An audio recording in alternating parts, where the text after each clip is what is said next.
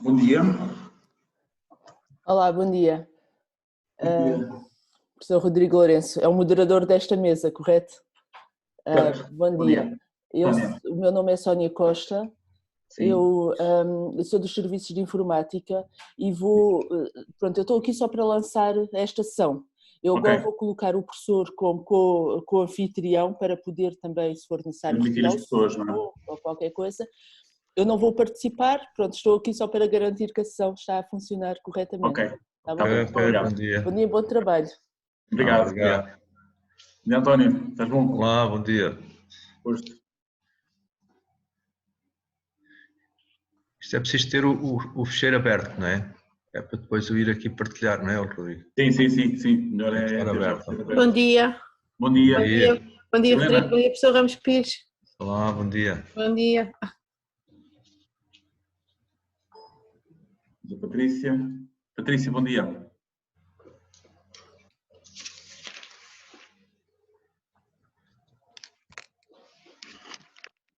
Olá, bom dia. Olá, bom dia. Viva, bom dia, Patrícia. Como é que está isso? Tudo bem? Sim. Cá estamos, não é?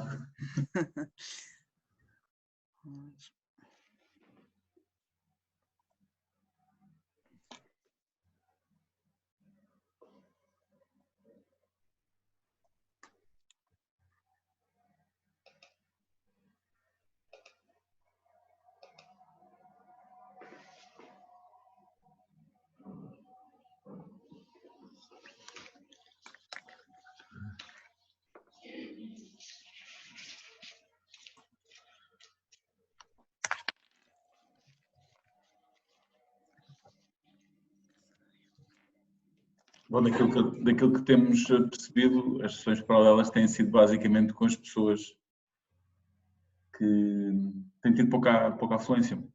Pois, é natural, não é? Eu ontem só estive nas principais mesas redondas e...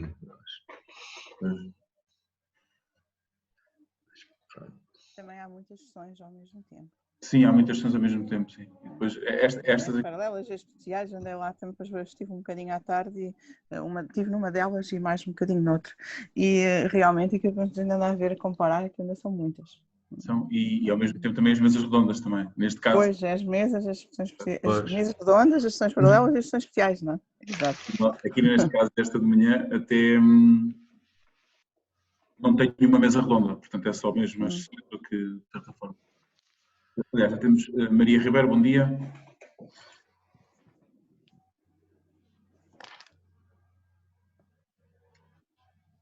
Vamos aguardar aqui mais um bocadinho, ainda falta-nos a Margarida Saraiva, não é? Sim, ainda não entrou. Ainda não. São quatro... Desculpa, deixa-me só referir uma questão que eu esqueci-me de referir há pouco, que a sessão está a ser gravada, está bem? A indicação que tivemos da organização foi para gravar a sessão, depois o ficheiro será disponibilizado à comissão organizadora. Tá bom? Ok, tá. Obrigado. Obrigada. Deixa.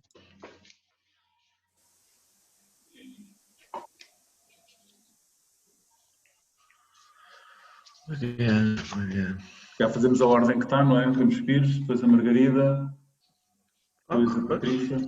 Pode ser, para mim pode ser. Ok. E portanto, nós temos 1h30, portanto, se calhar fazemos a programação que está a 10 minutos cada um. Mas dá mais, né? Isto é 1h30, pá. 90 minutos, 45, dá 20 minutos quase a cada um, 15 minutos, 16, 17 minutos a cada um. Sim, mas podemos fazer ou 10 minutos de apresentação e depois falamos um bocadinho sobre cada uma delas, entre os 4, não é? Ou então... Somos nós a falar para nós, com certeza, não é? Sim, pois não houve... Se calhar é melhor de não estar com muita pressa. Então fazemos... 15 minutos. 15 minutos. 10, 15 minutos. Não sei, pois eu penso que mais de 15 minutos não consigo entrar, depois a gente consegue sempre. Não, eu tenho, mas ao contrário, tenho muito mais. Eu vou ter que andar rápido para conseguir. Pronto, então. Ok, pode ficar com 2 ou 3 dos meus minutos. 2 ou 3, 2.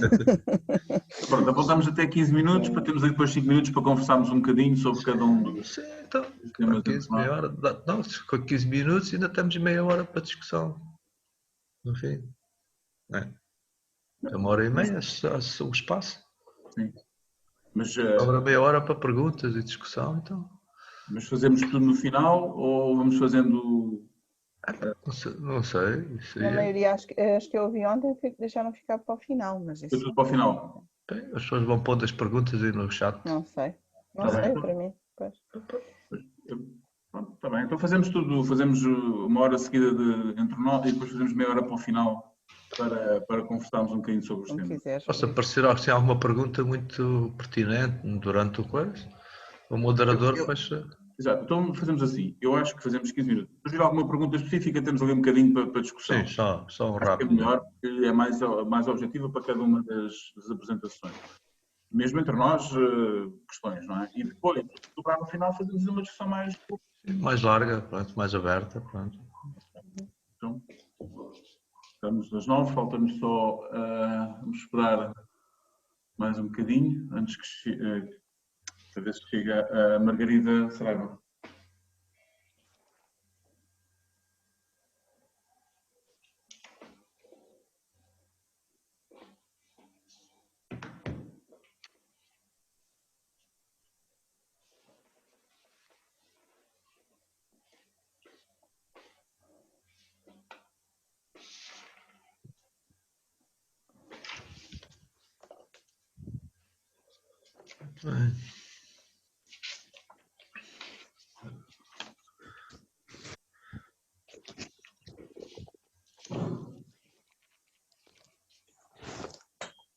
Eu estava a pensar, já agora, só nos estamos a ouvir a nós, não é?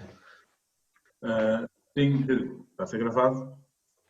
Sim, mas não, então ninguém está a ouvir mais do público, né? Eu estou, né? mas é como se não estivesse. Está bem, está bem. A Sónia, Sim. eu estou por aqui só para manter a ação ligada. Está bem. Mas a ação está a ser gravada, sim. Aproveito aqui para... Eu estava a pensar que já depois de passar esta fase, já aqui foge, passar aqui um bocadinho também, se calhar aqui porque no fim das aulas fazemos uma sessão de ritual, né? Pode ser situação. Sim. Um bocadinho, quando for assim, né? Depois eu mando aí um mail para a gente combinar isso. Está bem. Tu dizes que isto é sessão organizada para o ritual, né? Na apresentação dele. Sim. Porque surgir aí coisas novas, temos que discutir algumas coisas novas. Está bem. Bom, vamos esperar mais 2 minutinhos pela Margarida Sim. e depois... Não começamos, ela pode entrar, obviamente, não é? Bom, então se quiseres. Bom, então vamos dar início então à nossa sessão especial, que neste caso é uma sessão especial integrada na 10ª Conferência Forge, mas que é uma proposta da RIQUAL, que é da Rede de Investigadores da Qualidade, e que foi denominado como Sistemas da Qualidade de Instituições de Ensino Superior, Investigação e Desenvolvimento. Então, temos connosco o professor António Ramos Pires, que é coordenador da RIQUAL. Temos também a Margarida Saraiva, que também faz parte da coordenação da RIQUAL, a Patrícia Morissá, que também faz parte da coordenação da RIQUAL, e eu, que também faço parte da coordenação da RIQUAL, e portanto vou aqui assumir aqui o papel de moderador. Eu passava já, portanto, vamos organizar isto por 4 sessões, pela ordem que eu disse, que é que está a ordem, está por ordem alfabética, que fica sempre bem, portanto está tudo bem organizado nesse aspecto. E eu passava já a bola então para o António. Vamos fazer uma sessão de apresentação, no final algumas questões que sejam colocadas a cada uma das apresentações, e depois no final de cada apresentação e no final da sessão, se tivermos ali um bocadinho de espaço, então depois temos uma discussão mais longa. Ok? António, força. Ok, bom dia.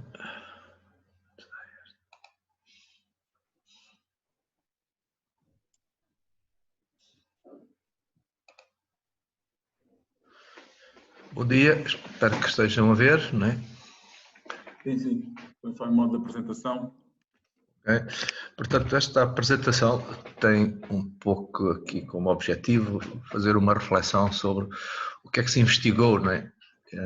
nestes últimos 10 anos, investigou, em que eu particularmente tive, digamos, ligado, não fui só o único autor, tive vários autores ao longo destes 10 anos, mas em que tivemos alguma investigação relacionada com os sistemas de gestão da qualidade das instituições de ensino superior. E baseia-se esta apresentação também num artigo que foi escrito para o número especial da revista TMQ, Techniques, Methodology and Quality, exatamente sobre o processo de Bolonha, publicado em 2020 e que, portanto, pretende um pouco refletir também sobre esta reforma.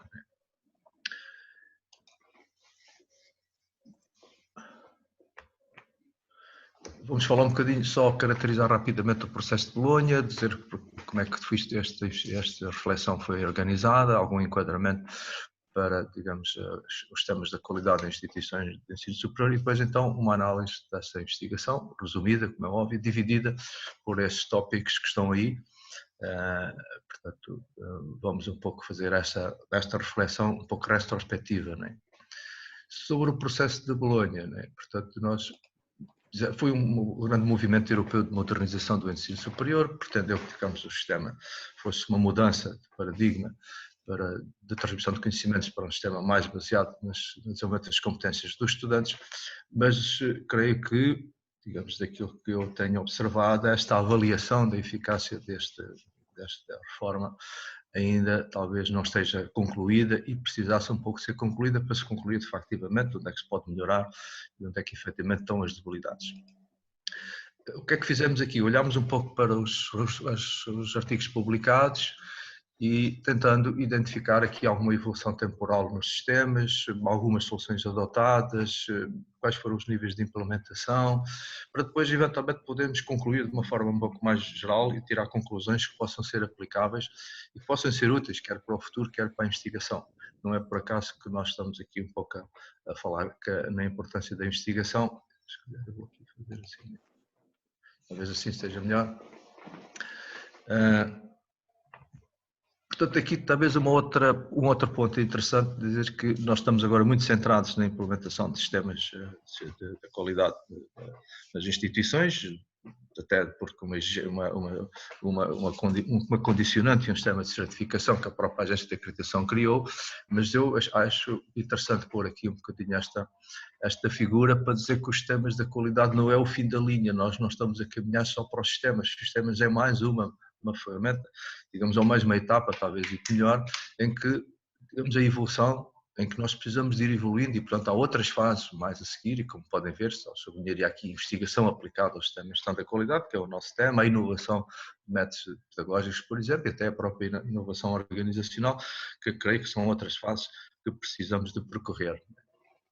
Quando falamos em sistemas da qualidade, eu talvez sublinharia que há aqui duas abordagens fundamentais e que as instituições estão a lidar com as duas, às vezes até ao mesmo tempo, que é a abordagem baseada em requisitos, que é o caso, por exemplo, da ISO 9001, em que, digamos, é prescritiva, né? Diz deve fazer isto, deve fazer aquilo e, portanto, visa, no fim, a gente avaliar a conformidade e, digamos, a abordagem dos referenciais da agência, que, digamos, que é mais baseada em referenciais, portanto, tem critérios, podemos dizer assim, e em que o que se vai avaliar é o nível de desenvolvimento daqueles critérios. O exemplo que aí está é qual é o nível de desenvolvimento da cultura da qualidade, tal. São abordagens diferentes, não são incompatíveis, mas tem umas vantagens, tem desvantagens e vamos ver que esta questão de optar por um ou por outro ou integrar os dois não tem sido uma situação muito consensual nas instituições. Basicamente, né, o que é que digamos que muitas vezes os sistemas da qualidade, de garantia da qualidade, como a agência chama, se resumem, digamos assim, de uma forma muito, muito simples. Né? É inquéritos aos estudantes, é uma peça-chave praticamente igual a todos, com as limitações que às vezes não são bem reconhecidas. Depois há uns relatórios de unidade curricular, de ciclo, de disciplina também, muitas vezes, já disse, unidade curricular, e que depois são, digamos que, levadas aos responsáveis, aos curadores de curso, aos conselhos pedagógicos, que é realmente o órgão de gestão que supervisiona. Contudo, o essencial das práticas dos sistemas da qualidade depois tem algumas deficiências. Portanto, não mostram resultados, não quantificam as melhorias, se elas existem. Talvez há muitas iniciativas, mas que não estão, digamos, quantificadas. Não fazem referência a novos métodos, a novas tecnologias, à inovação, portanto, não desconhecemos muitas vezes o que é que isso vai acontecer, porque é que isso vai acontecer. Estão muito centradas, obviamente, no processo de ensino-aprendizagem. Os outros grandes processos, investigação e desenvolvimento e transferência de conhecimento, praticamente estão fora dos sistemas. Uma questão fundamental é que não existe comparação, portanto, as instituições não se comparam umas com as outras, muito menos com as instituições de referência, nem os cursos, por exemplo, são mal comparados quando isso, digamos, até é feito. E, portanto, mesmo a informação que muitas vezes é gerada pelos sistemas, depois, digamos, dificilmente é usada para tomar decisões de gestão. Portanto, são limitações, porque vamos a ver o que é que isto um pouco... Mas com as consequências é que tem.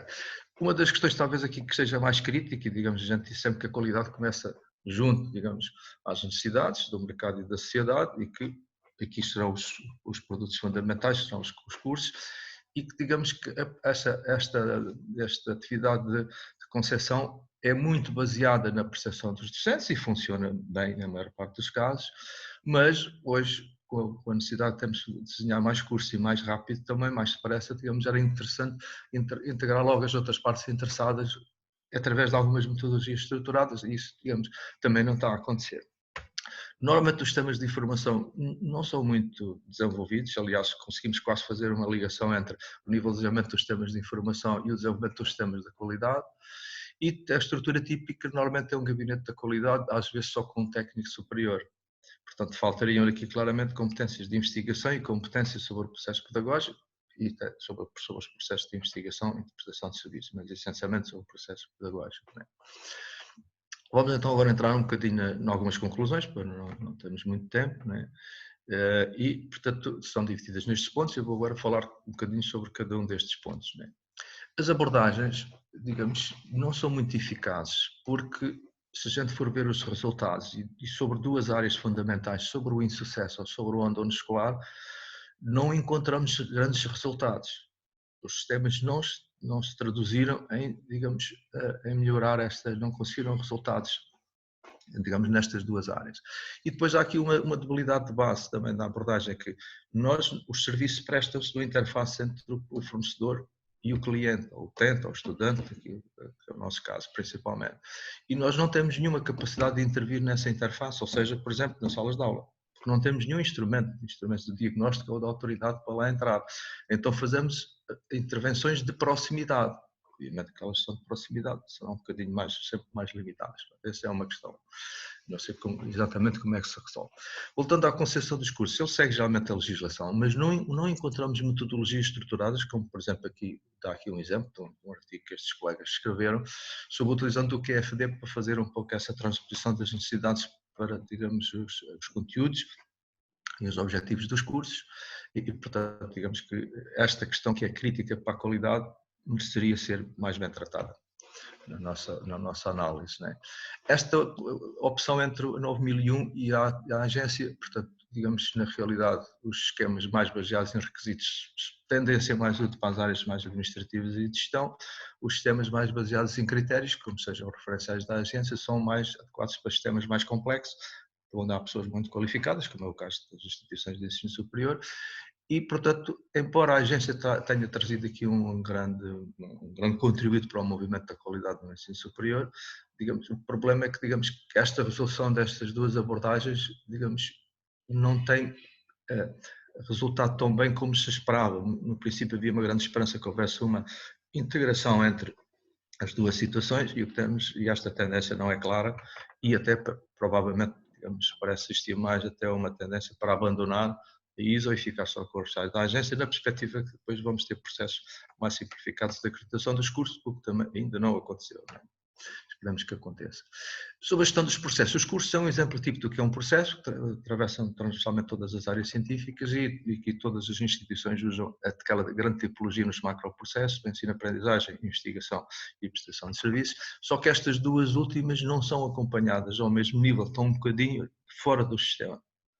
E, portanto, seria importante encontrar forma, pelo menos a investigação, digamos que é vista de outra perspectiva, portanto, só por número de publicações, qualificação de docentes, progressão na carreira, e não dentro do sistema da qualidade.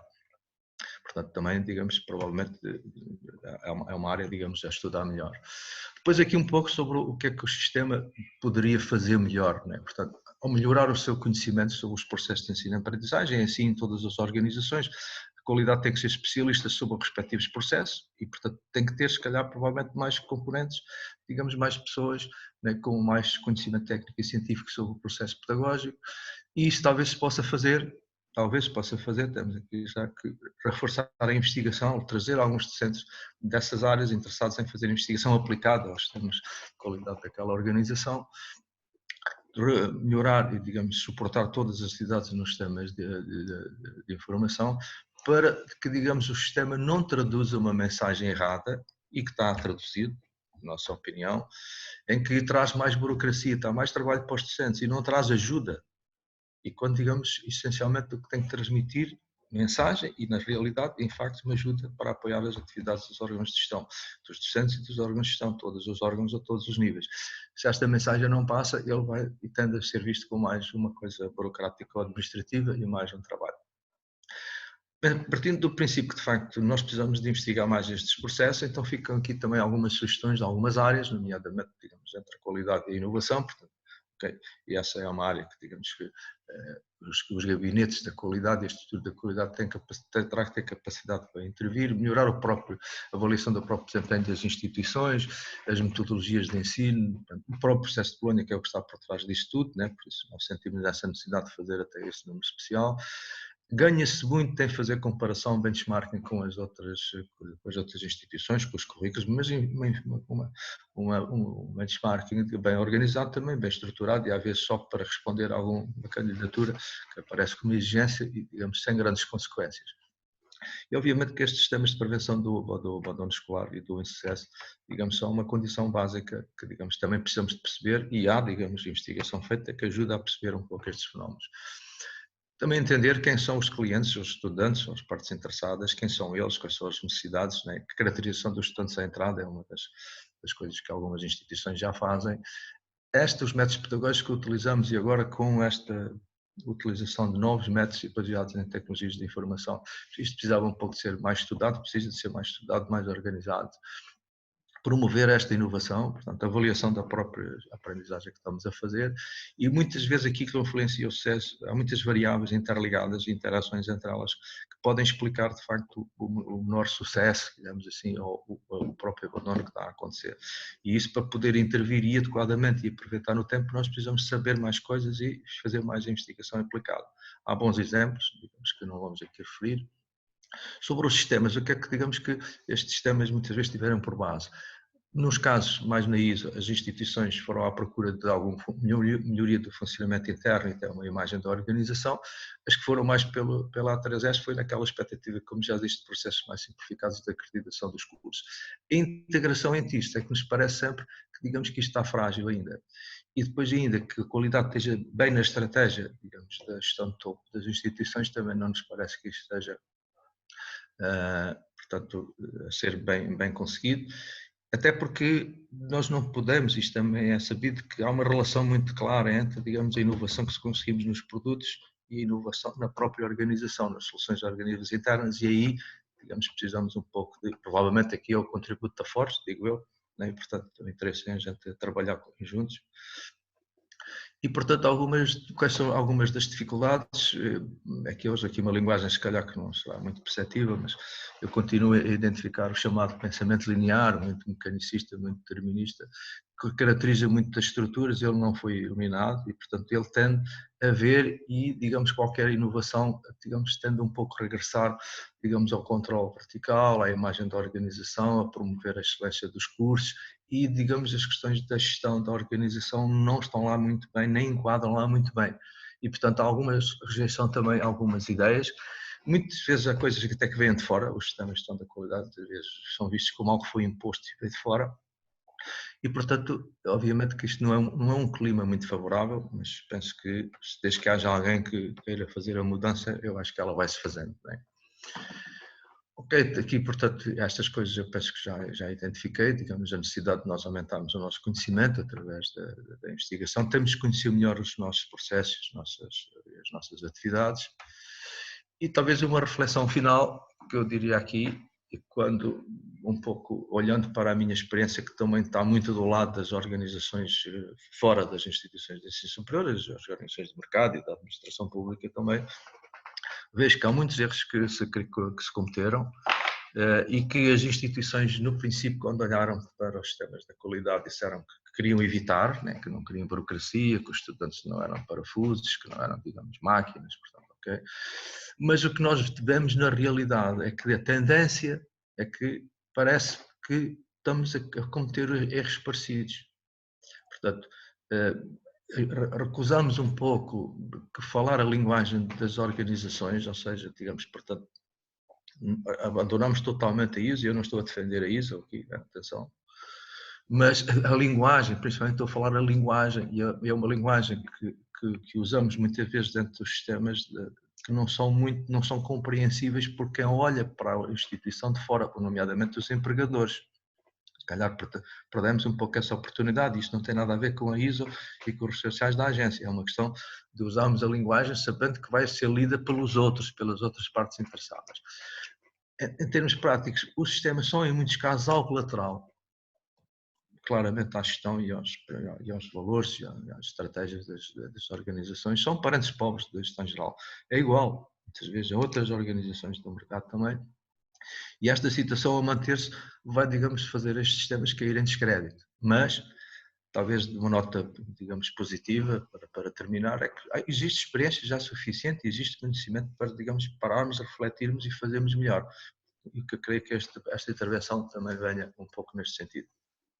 Para terminar, e portanto, para como nós estamos aqui, a estação organizada para Riqual, nós temos aqui uma peça fundamental que eu não vou explicar, mas temos o site onde publicamos a nossa revista também e publicamos atas, nossas e dos outros, nomeadamente a revista da Forge, que também está aqui nas nossas revistas associadas e nas atas.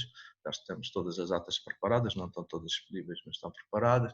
Tem aqui o endereço e também, digamos, aqui uma das funcionalidades que pode ajudar é que nós publicamos em português, espanhol e inglês e, portanto, as mesmas revistas podem ter, digamos, documentos nas 3 línguas, mas, portanto, temos aqui depois a possibilidade de escolher qual é a língua e traduz os conteúdos, nem sempre bem, mas, portanto, é assim. Ok, muito obrigado, Rubi, fico ao dispor depois para alguma pergunta desde já ou depois no final. Ok, obrigado, António. Pronto, isto estava a base para muitas perguntas. Agora podes retirar a partilha, se calhar. Sim, vou tirar. Vamos ver se eu consigo perceber como é que isto se faz. Há aí uma... Estar aqui em baixo, não é? Sim, há aí o... Então lá...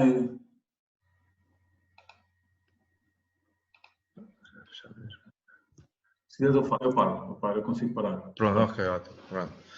Aproveitar para dar bom dia à Margarida. Peço desculpa, enganei-me completamente, pensava que era às 9h30 e estava à espera dos meus amigos, senhor professor, Patrícia, Rodrigo, porque não me avisaram. Não, estava no programa às 9. Mas distraí-me, eu não sou assim, não sei, ando cansada, ando exausta. Peço desculpa, imensa desculpa mesmo. Faz mal, estamos aqui a avançar. Ok, não sei se, entretanto, queríamos falar aqui um bocadinho, se Patrícia, Margarida, querem colocar aqui alguma questão ao António? Já. Mais os intervenientes.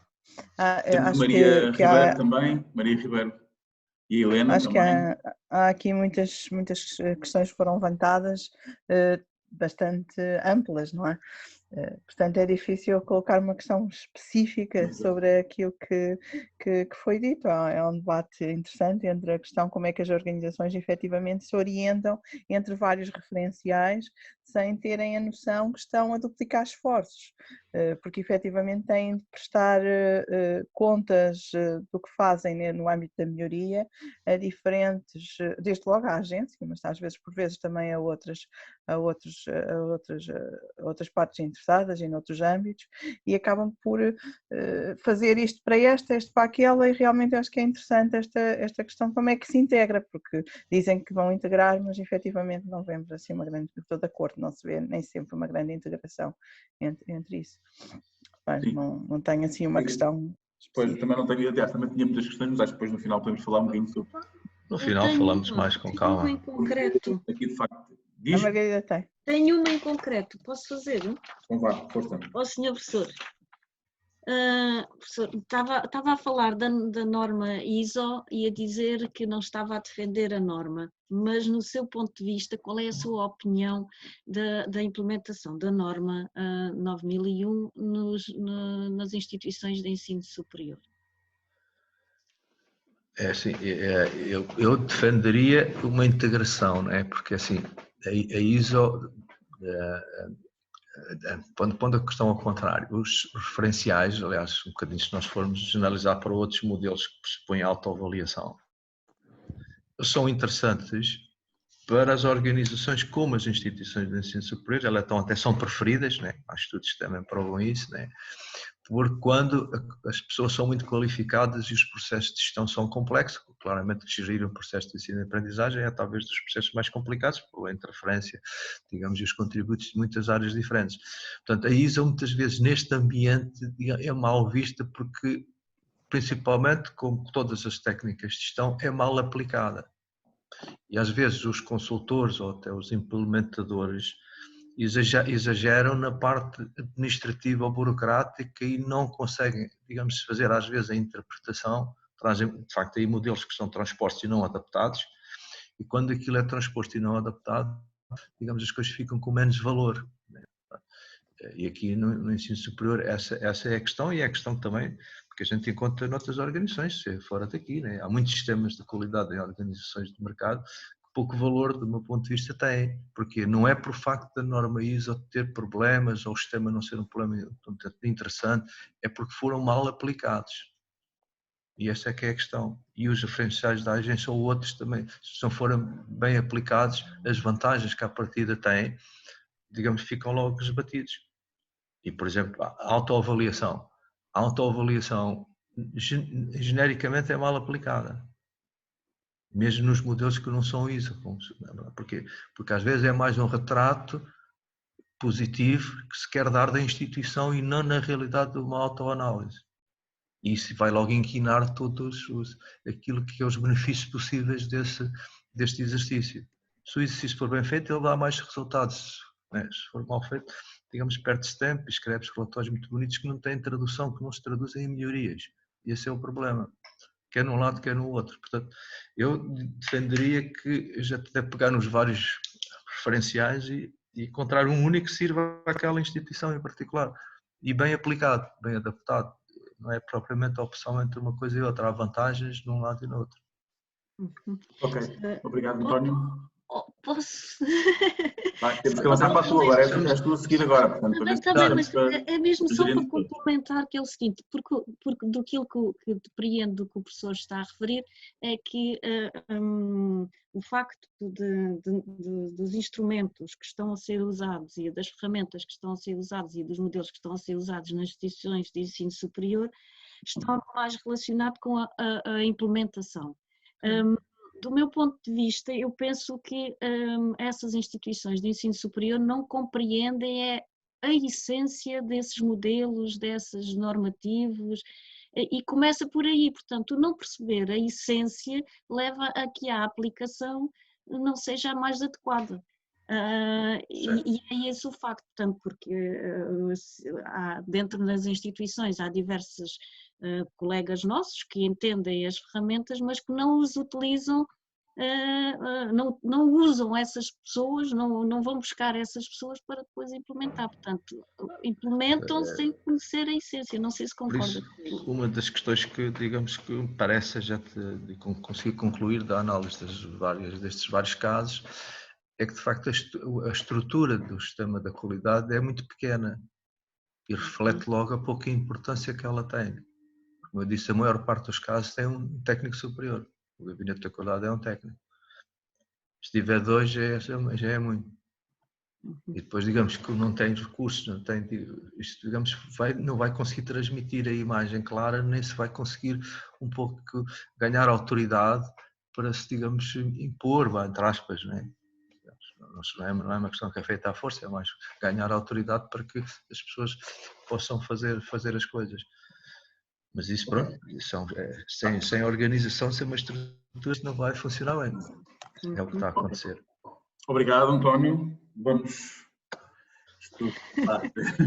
por aqui alguma ordem nisto, não é? Sim, no fim Margarida, falamos mais com o tempo que sobrar. não sei se teremos tempo. Margarida, estamos a apontar para ter 15 minutos da apresentação. Sim, tem. Okay.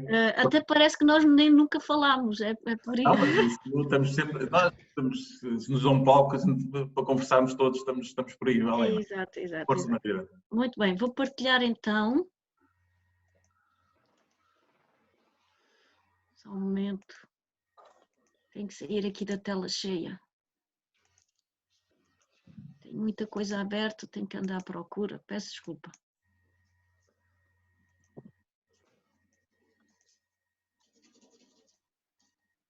Ora bem, acho que já estou.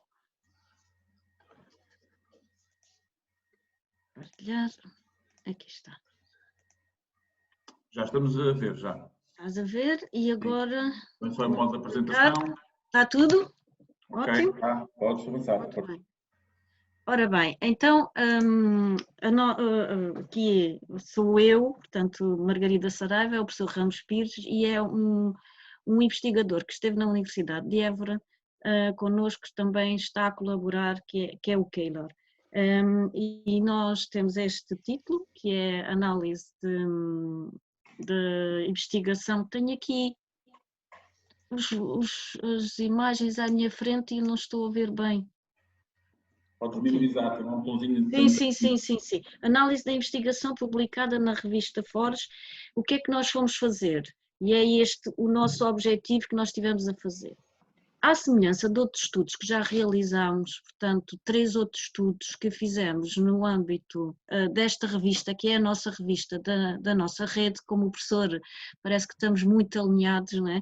O professor também apresentou, que é da nossa rede da RIQUAL. 3 artigos fizemos o ano passado sobre a revista TMQ, que é a nossa revista, sobre as atas dos nossos encontros da nossa rede de RIQUAL e um que interliga as duas. Portanto, ao vermos esta conferência, achámos que era pertinente analisar a evolução da produção científica na revista Forbes nos anos que estiveram a publicar em papel e como ontem o Rodrigo apresentou, tem uma nova versão online, não é? Portanto, entre 2014 e 2019. Portanto, começando e fazendo uma breve introdução das redes, portanto, tem-se assistido cada vez a um crescimento sistemático de redes de partilha, de redes de cooperação, transferência de conhecimentos entre todos, com o objetivo de impulsionar essas tais áreas de conhecimento de cada uma, não é? Possibilidades de discussão, de constituir redes de projetos, de divulgação de diversos resultados, e foi nesse âmbito que surgiram diversas redes de partilha. Ora bem, as redes científicas, e isto considerando o que nós referimos num dos estudos, é uma associação de pessoas coletivas e individuais que pretende associar-se a um determinado propósito comum, portanto cada rede tem o seu propósito, neste caso as redes de conhecimento ou redes de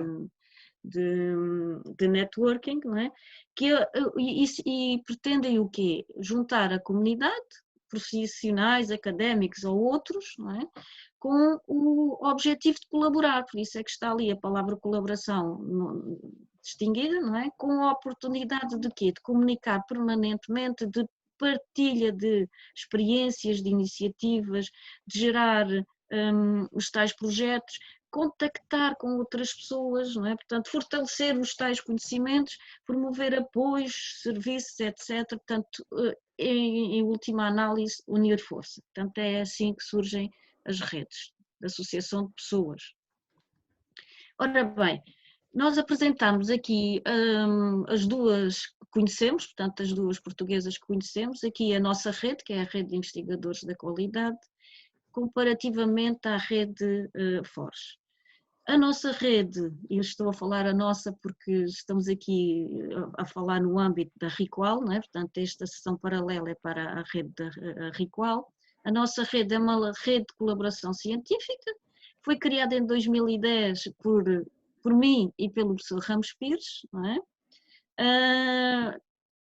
Atualmente, e já está registado no notário, portanto já é oficial, somos uma associação científica sem fins lucrativos. O que é que nós pretendemos? Contribuir para o desenvolvimento da investigação, quer na área da qualidade e todas as outras áreas afins, desde a responsabilidade social, a inovação, a sustentabilidade, tudo o que pode, a cultura, a ética, tudo o que pode vir daí, não é? Todas as áreas afins, porque a qualidade em si é transversal a todas as outras áreas. A rede é colaborativa, foi constituída em Portugal, mas está aberta a todos os outros países, particularmente aos países de PALOP, tal como a Forge também, não é? A Espanha e também, tal como o professor, estamos completamente alinhados, referiu também, estamos com a língua inglesa. Portanto, nós temos transmissão de conhecimento em português, em espanhol e em inglês, e temos cerca de 150 membros. A rede Forge é uma associação de direito privado, eu fui aos estatutos buscar isto, portanto é uma associação aos estatutos da Forge, claro.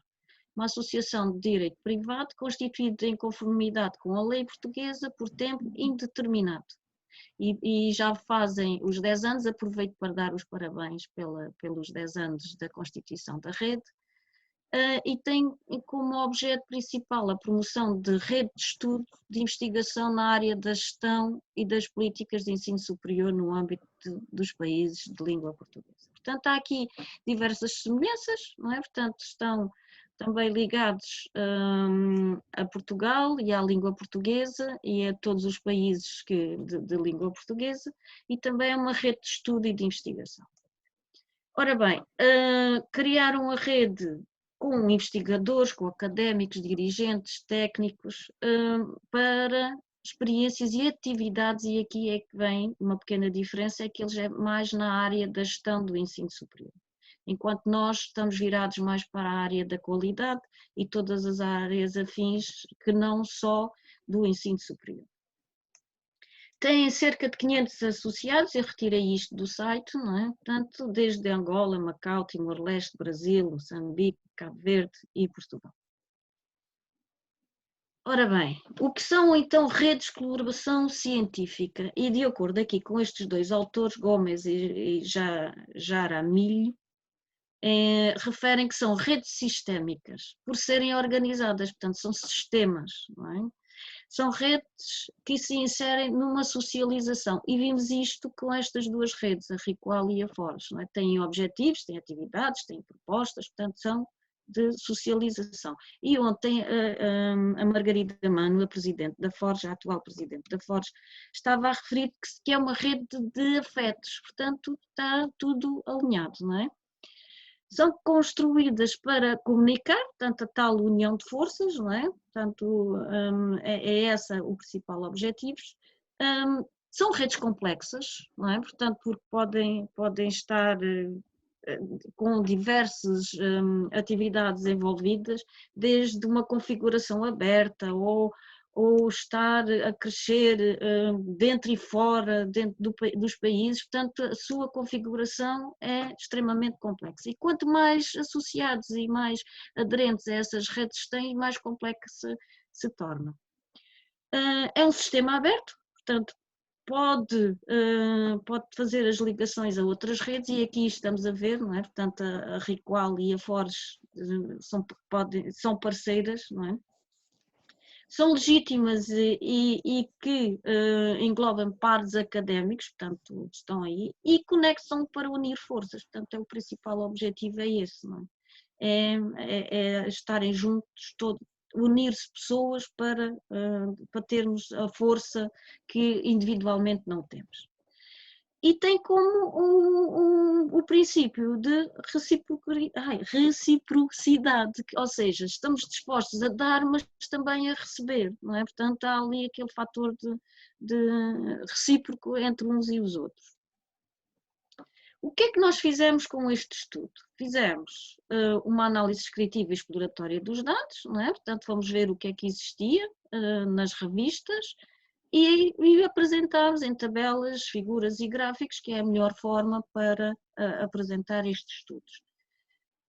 A base de dados foi de palavras usadas pelos autores naquelas revistas da Forge entre 2014 e 2018 e construiu-se tabelas, gráficos, etc.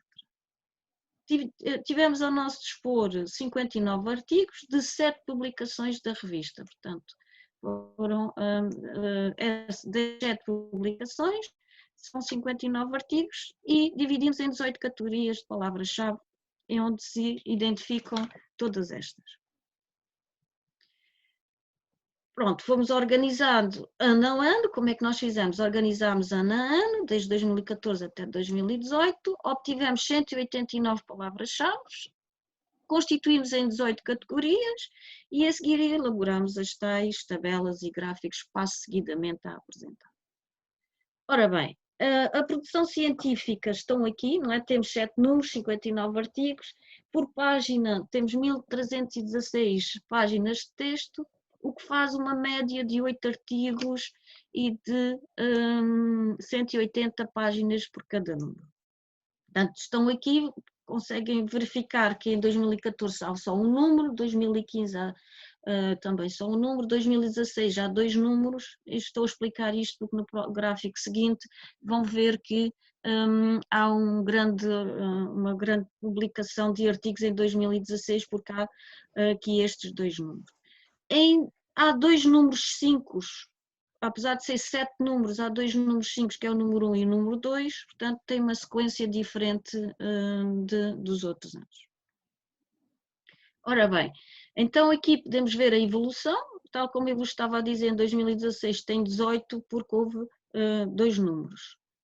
Em média são 8 artigos, como eu vi, mas há anos que publicam 12 e outros só publicam 7. Em relação às categorias das palavras-chave, o que é que podemos verificar? Podemos verificar aqui, e podem, aqui só de algumas, não é? Portanto, 25,93% das palavras-chave estão relacionadas com ensino e educação superior, que é o relacionado com as universidades, que vai ao encontro do que está o seu objetivo principal, que é o da gestão para o ensino, gestão e políticas do ensino superior. Em resumo, deste, o que é que podemos ver? Podemos ver que é gestão e as políticas de ensino superior, como acabei de dizer, onde temos as palavras-chave ensino e educação superior, gestão, estratégias e abordagens, que têm-se mantido ao longo de toda a revista. Não é? A gestão e a qualidade representam 12,7%, portanto nós também fomos ver relacionado com a temática da qualidade. A estratégia e abordagem representam 12,7%, o ensino 25,93%, ensino superior, tal como já tinha referido. Ora bem, as 4 temáticas representam 50% da investigação publicada, portanto todas as outras são diversas, que nós podemos analisar que são os outros 50%, muitas outras. Portanto, estas 4 palavras-chave representam os 50%.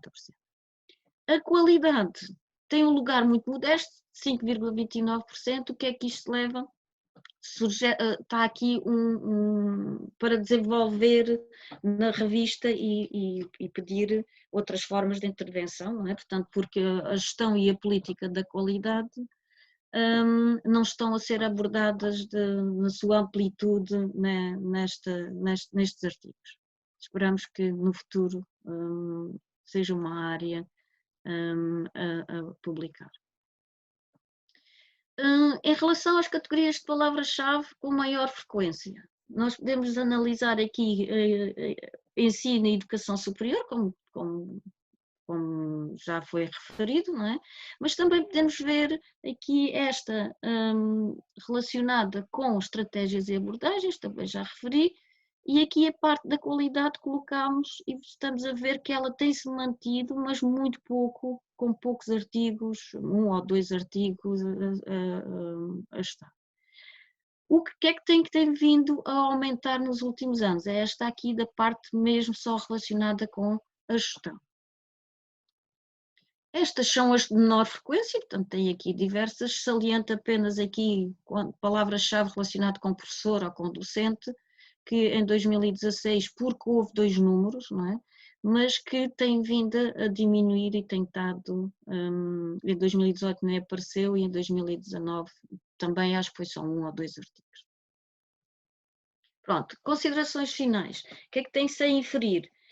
E tendo em atenção e comparando com os outros nossos artigos, nós fizemos a mesma metodologia, não é? Que nós temos, é que as redes são um espaço de potência e de ligação entre os investigadores.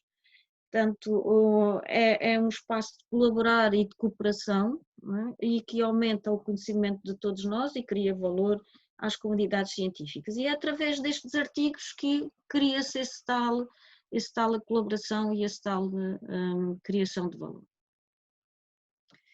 A RIQUAL, portanto, a nossa rede e a FORES, que também é uma rede e uma associação, são redes conhecidas de visão global. Não é? Portanto, promove e facilita a participação dos investigadores em todo o mundo e, essencialmente, na língua portuguesa. São redes de partilha, de cooperação e de transmissão, portanto, o seu papel será útil, tem sido útil, e é meritório e continuará a ser útil e meritório. E esperamos que venha mais crescimento da produção científica, quer a nível nacional, quer a nível internacional, não é?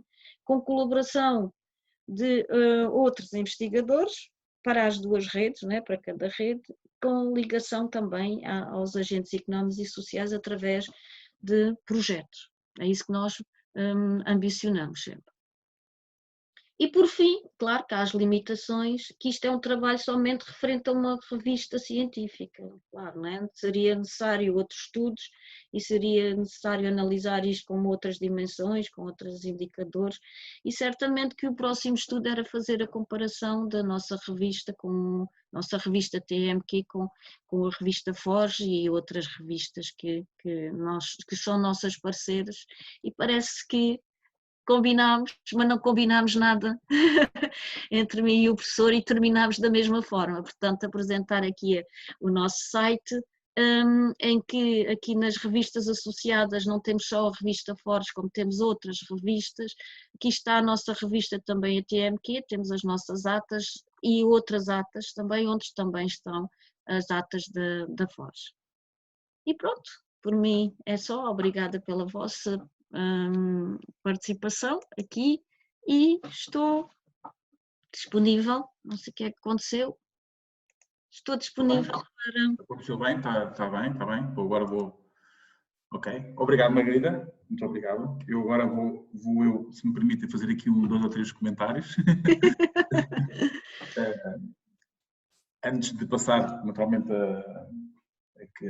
a vocês, mas a Margarida, muito interessante e portanto, eu acho que aquilo que disseste, portanto, acho que há aqui muitos pontos que se tocam. Eu acho que já não é só pontos de investigação, mas também são pontos pessoais, portanto já estamos aqui com ligações fortes e acho que há potencial, claro, para nós para se trabalhar. Eu, de facto, aqui a questão vai ser muito interessante até depois para trazer para dentro da revista da FORES, não é?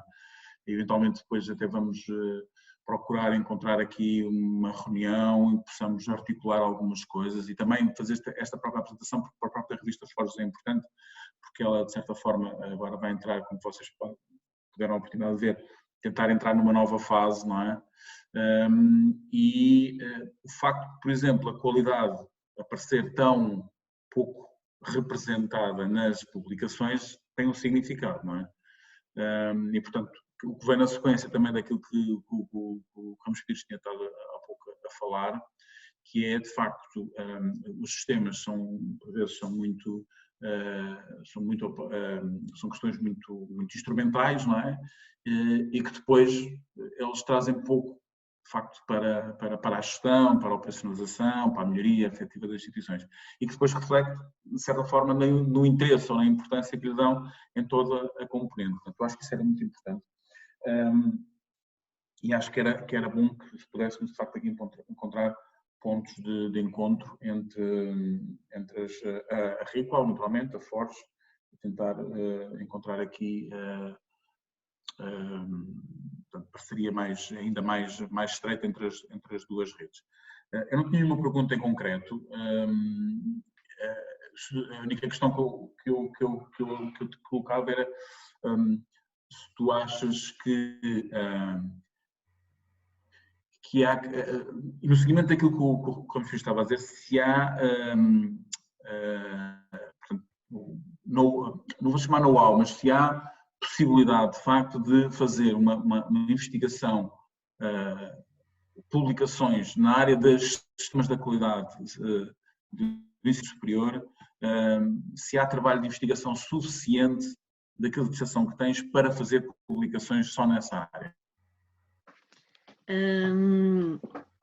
Publicações há imensas. O que nós estamos estado a assistir, relacionadas com sistemas de gestão da qualidade, há, não é? No Politécnico de Setúbal, o professor publicou imensos, não é? Portanto, relacionado com a implementação de como é que se deveriam fazer as metodologias, os processos, essas coisas. Em relação à qualidade, a TMQ é Technique, Metodologia and Quality, não é? Portanto, e a Forge é Gestão e Políticas de Ensino Superior. Portanto, e as políticas também lá está a gestão da qualidade, certo? Portanto, isso depende de cada investigador que estão a fazer, não é? Claro que a parceria é sempre bem-vinda. A nossa parceria entre as duas redes e que existe, por isso é que no nosso site nós temos lá a publicação dos vossos, porque o Rodrigo faz parte das duas redes, não é? Portanto, e temos lá publicar e divulgar a revista e as atas, não é? Portanto, acho que sim, a parceria seria interessante, Sr. Professor. Talvez só uma nota, se posso, Rodrigo. Força. De facto, nós poderemos estender, e acho que seria bastante interessante, algumas destas contributos e investigações, e penso que a Forge faz mais isso do que nós na Riqual, fazem investigações com pessoas de vários países, né? E nós estamos a fazer menos. E talvez um pouco a troca de experiências pudesse ajudar, pudesse ser interessante, e acho que este caminho, que reforçamos aqui um bocadinho também com esta contribuição nesta conferência da Forge, que esperamos que depois a Forge participe também nos nossos encontros em junho, né? Que já não temos pandemia e tal, fazer aqui uma troca de experiências. E já agora faço aqui uma ideia para não me esquecer.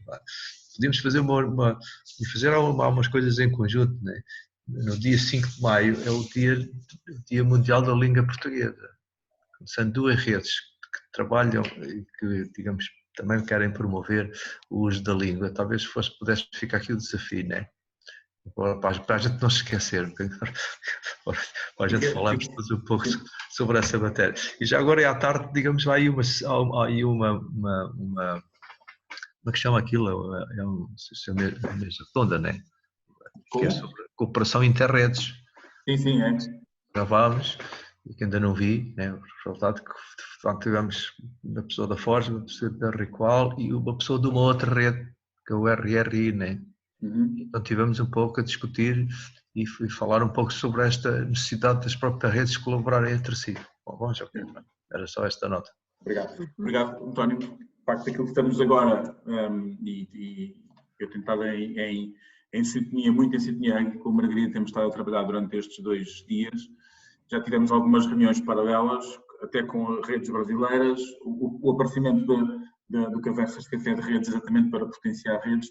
Portanto, esta nossa aqui também é para potenciar redes, portanto, o caminho claro é potenciar redes o mais possível. E, portanto, nós já temos, de facto, algumas propostas concretas para durante o ano avançar, portanto, esta é mais uma e vamos trabalhar nela. Ok, obrigado. Patrícia, penso que vamos agora sair um pouco da estratosfera e vamos um bocadinho de coisas mais concretas. Não sei, isto é tudo relativo, o que é a Pois. estratosfera, mas sim, vamos, mas é uma coisa mais focada, um bocadinho menos genérica, assim. Eles estão os dois um bocadinho, mas ficamos. Patrícia, Deixa-me lá ver se... estamos a ver. Ok, vou só passar para esquema geral.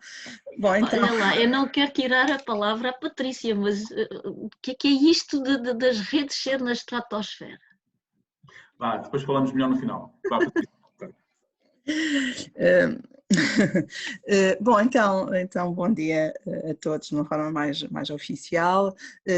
Aquilo que aqui venho apresentar é, no fundo, um trabalho que está em curso, que comecei com a professora Maria João Rosa da Universidade de Aveiro no final de 2019, depois com a pandemia ficou algo interrompido, temos dedicado a outras coisas que não exatamente à prossecução deste trabalho. Contudo, entendemos que isto surgiu um pouco porque eu sou membro de 2 conselhos de qualidade na Universidade de Coimbra e noutra instituição que pertence ao Politécnico, e tenho 2 experiências muito diferentes em termos dos conselhos da qualidade, a regularidade das reuniões, os assuntos que são tratados, são estruturas que funcionam de maneira muitíssimo diversa. E a partir daí surgiu um pouco a ideia de, deixa lá ver então, como é que são os conselhos da qualidade nas instituições de ensino superior. E resolvemos focar-nos, pelo menos nesta primeira fase, naquelas que têm os sistemas internos de garantia da qualidade que são certificados. Sabe-se que a implementação de sistemas de garantia da qualidade, como aqui já foi também dito nas apresentações anteriores, é uma consequência, em boa parte, dos mecanismos de acreditação e certificação a que as instituições são sujeitas, e que a avaliação externa também tem tido, por parte da agência, também tem tido impactos nas práticas internas de gestão da qualidade, embora, como foi referido, nem sempre sejam totalmente potenciadas estas relações. Espera-se que os conselhos da qualidade tenham um papel de alguma forma estratégico e de coordenação dos esforços que são desenvolvidos pelas instituições neste âmbito, sendo normalmente a estrutura de topo responsável por supervisionar e monitorar os esforços de qualidade das instituições. Na literatura encontramos esta ideia também, e, portanto, nomeadamente, por exemplo, pelo Askling em 1997, diz que é a estrutura responsável por guiar e analisar, supervisionar a gestão institucional da qualidade, mantendo o board da universidade, entendido aqui eventualmente como a reitoria, os dirigentes máximos, informados sobre o estado da arte e sugerindo ponto de situação, isto sugerindo as medidas necessárias que devem ser tomadas. A verdade é que na literatura, e aqui pensando mesmo na literatura de ensino superior, também na gestão da qualidade, pouca atenção tem sido especificamente dada aos conselhos da qualidade. O nosso objetivo foi analisar, ou é o de analisar os vários papéis atribuídos ao Conselho da Qualidade num conjunto relevante de instituições de ensino superior, e a partir do caso português tentar propor aqui um modelo de mapeamento que possa ser usado para descrever, caracterizar os conselhos da qualidade criados nas instituições de ensino superior de forma mais genérica e não necessariamente apenas em Portugal. Como disse, é um estudo que está ainda em desenvolvimento. O nosso ponto de partida foi a análise documental dos relatórios de autoavaliação que foram submetidos pelas instituições à agência e que estavam disponíveis. Em final, havia mais sistemas de qualidade certificados, mas assim publicamente disponíveis os relatórios da autoavaliação estavam 7 instituições, que foram as que consideramos neste primeiro ponto, nesta primeira fase. E as questões orientadoras para este trabalho são, no fundo, que organismos e estruturas de garantia da qualidade existem, que competências têm, quem participa nestas estruturas, muito orientadas aqui para a presença ou não de stakeholders externos, quais, ou mesmo se está ou não definida a presença dos estudantes nos conselhos da qualidade. E como é que se relacionam as estruturas da qualidade com os órgãos de governo e de gestão das instituições? Pronto, essas são as questões. A nossa amostra foi constituída então por 7 instituições, temos aqui já a certificação do sistema, a dimensão das instituições, recolhemos como potencial variável para o futuro, se estarem ou não no regime fundacional, enfim. E o que lemos foram secções dos relatórios de autoavaliação e de uma forma indutiva, por análise de conteúdo, tentar identificar dimensões que possam ser a base para a criação do tal sistema ou modelo conceptual para o mapeamento. Podemos ver que no primeiro ponto de resultados é que, de facto, nas 7 instituições que foram analisadas, o número de estruturas dedicadas à qualidade é bastante divergente, temos apenas uma, na instituição 6, o Gabinete de Avaliação e Qualidade, a 4, por exemplo, na instituição 5.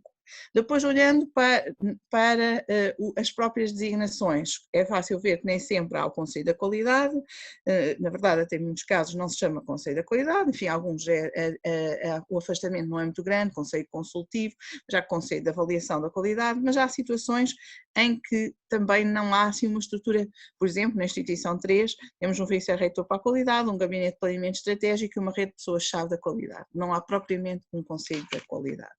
Portanto, há diversidade no número e designação destas estruturas, a maioria das estruturas tende a ter uma mistura, a maioria das instituições tende a ter uma mistura de estruturas ou de órgãos, alguns mais estratégicos e outros mais operacionais, e em alguns não existe propriamente um Conselho da Qualidade, mesmo que aceitemos outras designações relativamente análogas.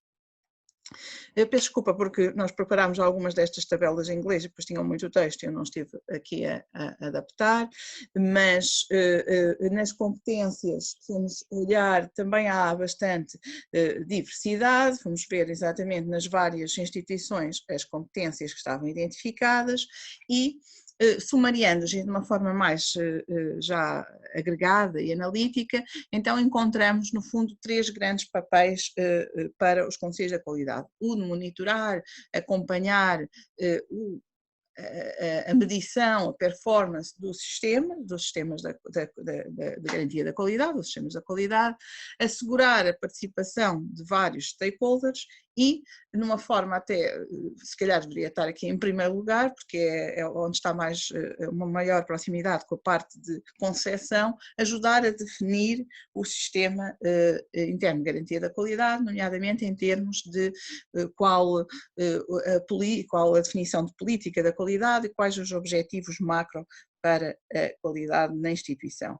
Portanto, vemos que temos aqui 3 papéis, de alguma forma se relacionam uns com os outros e que estão mais ou menos presentes em diferentes instituições, olhando para a modo como eles descrevem as suas competências. De forma mais específica sobre a questão da composição, verificamos que, de facto, na maioria das instituições, ou melhor, até neste caso na totalidade daquelas que foram analisadas como tendo um Conselho da Qualidade, por isso não está aqui a 3 e a 6, os estudantes tomam parte nestas, e bem, porque depois, noutros referenciais e noutros dispositivos, isso é altamente promovido. Quanto aos stakeholders externos, a diversidade é maior. Temos alguns casos em que sim, participam, por exemplo, têm assento antigos estudantes, algumas instituições, organizações públicas ou do setor social, alguns empregadores, mas há outras situações em que os conselhos são mais fechados. E esta tabela, de alguma forma, descreve quem participa nesta estrutura. Olhando para estas composições, nós fizemos aqui um primeiro ensaio de caracterizá-las em termos de 2 eixos, o abertura, nomeadamente a abertura ao exterior, entendido como abertura ao exterior, e temos realmente instituições mais abertas ao exterior do que outras, por exemplo, a instituição 5 tem dado o tipo e o peso dos stakeholders externos parece ser mais aberta, temos outras instituições e outras composições, ou melhor, temos outras composições que induzem uma ideia de que há uma preocupação grande de que a estrutura de topo do Conselho da área da qualidade, Conselho da Qualidade ou algo afim, tenha uma proximidade grande à gestão de topo das próprias instituições, patente, por exemplo, pela presença dos reitores, dos vice-reitores, dos diretores das unidades orgânicas nestas estruturas. Isso é mais claro nesta pequena amostra que utilizámos na instituição 4 e na instituição 2. Finalmente, do ponto de vista das dimensões que analisámos, tentámos então ver a articulação que estava prevista entre as estruturas do Conselho, a estrutura do Conselho da Qualidade e os órgãos de governo da Universidade. E aí fomos ver em particular a secção 1.3 dos relatórios de autoavaliação, está aqui algum texto que suporta esta análise, mas olhando depois, fazendo uma análise, um trabalho sobre esta informação, encontramos essencialmente estas ideias importantes para a potencial integração. Uma lógica de algum trabalho de promoção de trabalho em equipa, a presença dos líderes e gestores de topo das instituições, que mais uma vez pode facilitar esta integração, a partilha de informação, a forma como a partilha de informação se faz entre os vários órgãos e também a ideia da participação cruzada, que resulta, em alguns casos, de instituições que têm a presença de técnicos, por exemplo, técnicos do Gabinete da Qualidade no Conselho da Qualidade, ajudando, por exemplo, a que seja para aí transposta alguma informação mais operacional, mais específica para as reuniões do Conselho da Qualidade, e também um pouco o inverso, situações em que pessoas com funções mais de coordenação também têm um papel relativamente ativo, obviamente não diário, não cotidiano, nas estruturas mais operacionais, nos gabinetes da qualidade. Portanto, a nossa ideia a partir daqui é tentar encontrar aqui, usar estas dimensões dos papéis da abertura, da proximidade e da integração para mapear as estruturas da qualidade das instituições. Em conclusão e como pistas para futuras investigação, com base na análise dos relatórios de autoavaliação, foi possível identificar algumas dimensões na nossa perspectiva que podem ser usadas para caracterizar os conselhos da qualidade, em termos do seu papel, composição e nível de integração. Este foi um estudo preliminar, naturalmente que as dimensões propostas precisam ser validadas numa amostra maior, olhando para mais relatórios. Essa amostra maior poderá permitir também cruzar um pouco as características dos conselhos da qualidade com as características da própria instituição, ver se aqui há alguma tendência, alguma diferença de posicionamento entre as universidades e o ensino politécnico, entre universidades ou instituições, de uma forma geral, maiores e mais pequenas, mais ou menos experientes em termos da maturidade da qualidade, da introdução de práticas e dispositivos da qualidade, e portanto poderemos depois começar aqui a tentar ver aqui, não determinantes necessariamente, mas possíveis associações entre estes fatores. E julgamos que, se tiver algum sentido a algumas das dimensões que estamos aqui a tentar identificar, depois podemos estender este estudo a outros países, nomeadamente, eventualmente, a países que fazem também aqui parte desta rede da FOSH. Pronto, e era só mesmo para partilhar convosco este trabalho em curso e também receber aqui algumas ideias para melhorar e avançar, porque estamos efetivamente numa fase de transição. Fizemos uma parte do trabalho, mas precisamos de o alargar mais. Patrícia, muito obrigado. Eu também vou aqui fazer uma intervenção inicial e depois passo para os meus colegas. Isto é um tema, eu acho muito interessante, muito, gostei bastante. E eu agora, como estou com funções, uma das questões que eu tenho é o Conselho da Qualidade, de facto, internamente, e digo isto com toda a frontalidade aqui dentro do Politécnico de Setúbal. E, portanto, é um tema que me agrada muito e que muito interessante e acompanha com muito interesse. Eu tenho aqui uma questão que, em termos da investigação, se fará sentido ou não, e isto agora respondendo a um interesse que eu sinto, não é? Que é, fará sentido cruzar isso com a informação pública que as instituições neste momento estão a ter sobre o Conselho da Qualidade e sobre a sua atividade e sobre as reuniões, efetivamente o que é que se está a passar dentro das instituições, sendo que aqui, penso eu, para poder cruzar essa informação, será via informação que está pública, não é? E questões da transparência, porque mais do que isso seria uma outra investigação ou seria uma coisa muito mais interventiva dentro de um estudo mais de campo, não é? Não seria nesta abordagem. Mas faria algum sentido, pelo menos, cruzar aqui com, ok, temos estruturas, temos isto tudo, isto está definido nos relatórios, tudo bem, depois cruzar, então, ok, informação existe, não existe nessas instituições. Isto faria algum sentido? Seria útil?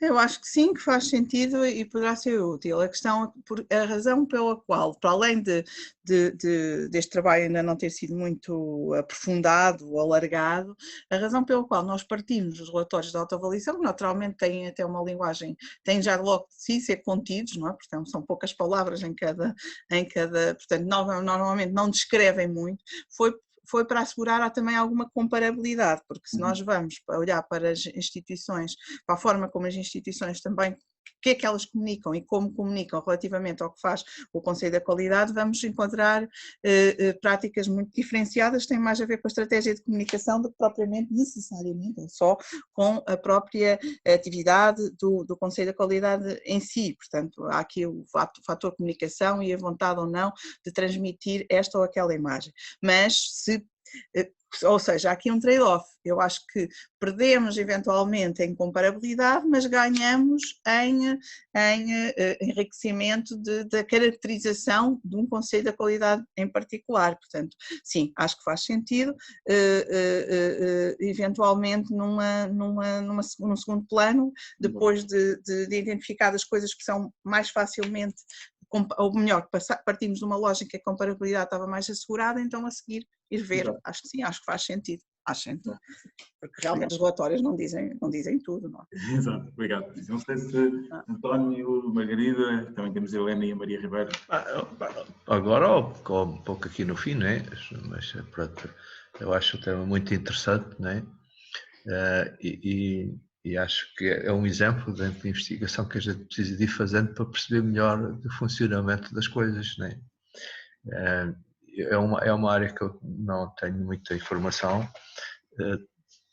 Sei que fui convidado ao longo de vários anos para 3 conselhos de qualidade, né? Fora do Politécnico de Setúbal, e acho que eu me recordo de ter ido a 2 reuniões.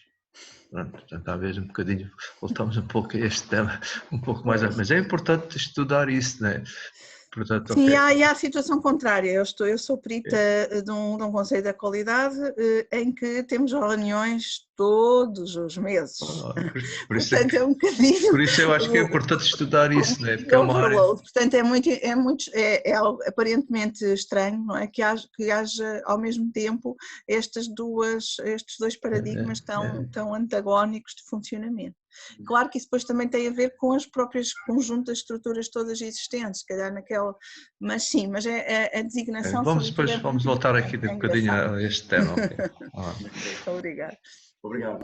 Também posso dizer só. Margarida, força. Queria dar os parabéns à Patrícia e à Maria João, porque o trabalho é interessantíssimo, muito interessante, inovador, portanto, algo que nos traz uma mais-valia quando se apresenta. E queria fazer só uma pergunta. Não sei se vocês, aqui no trabalho em equipa, se não seria também muito útil perceber se há cooperação ou se é trabalho em grupo, que é diferente, não é? Portanto, ser um trabalho em grupo ou divisão de tarefas, ou é um trabalho em equipa em que há cooperação entre eles. E isso seria também muito interessante aprofundar essa parte. Outra parte era dos líderes. que tens lá no segundo, aqui no último da integração, não é? É dos líderes analisar, claro que teria que ser alguém que tem algum conhecimento de recursos humanos e da parte da liderança, não é? Era ir verificar quais eram as categorias de líder que existia, não é? E nessas para também classificar, e também seria uma parte interessante para mostrar não só se havia trabalho em equipa ou trabalho de grupo, não é? E depois a ligação aos líderes, que também seria duas variáveis em que se poderia fazer a ligação. Não sei, estou a ouvir. Margarida, achei muito, sobretudo o segundo já é um bocadinho mais difícil, porque eu acho que já implica uma abordagem provavelmente mais de estudo de caso, em que Sim, faça mas assim, podia ser algumas um entrevistas líder, para ver os líderes. Sim, mas um pode líder ser. laissez-faire, ou um líder laissez-faire, ou um Claro, líder não, de acordo, ou sim. um líder Mas, laissez-faire. sobretudo, também desde a nota, porque acho que pelo menos já se pode, talvez possa tentar refinar um bocadinho mais na questão do trabalho em equipa, porque estou de acordo que pode haver aqui duas abordagens diferentes, a cooperação e o simples trabalho de grupo, e portanto, sim, isso até acho que talvez seja possível através da análise documental, o resto penso que também é interessante. Também Já consegues já ver. não pode ser na análise documental, mas já No líder também consegues ver porque se ele participa ou não participa, se está ausente ou se é uma mera formalidade que lá está. Se tivermos essa informação, sim, se houver esses detalhes. Claro. E fazer a ligação entre o trabalho de equipa e o Obrigada. líder, eu acho que ficaria muito interessante. Mas são Ok. SUS. Obrigado. Bom, agora parece que sou eu, não é? Obrigado. Agora também continuamos, portanto, vamos termos até mais 15 minutos. Eu vou tentar ser muito sucinto na minha, que é para termos tempo também para falar um bocadinho, porque depois supostamente terminar às 10h30, portanto, penso que não nos devíamos alongar muito mais do que às 10h30 para mantermos o programa que tem estado a cumprir os seus horários e, portanto, vamos tentar também. Bom, vou partilhar aqui então a minha tela também. Nós agora já não partilhamos ecrã, partilhamos telas. Portanto, saiu aqui o LinkedIn, ok.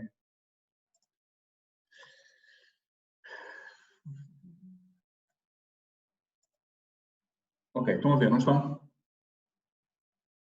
Ok, então, portanto, nós trabalhamos aqui um bocadinho na questão do que é que o sistema da qualidade, neste tempo todo de pandemia, o que é que nos ajudou e o que é que nos inquietou. Portanto, o nosso foco foi, neste processo todo, conseguir que, simultaneamente, quer o ensino-aprendizagem, quer todas as respostas administrativas fizessem parte do que é o ensino, aquilo que pode-se dizer como ensino à distância. Portanto, não temos só apenas a garantir que todo o processo de ensino-aprendizagem era garantido à distância, mas que também todas as estruturas, bibliotecas,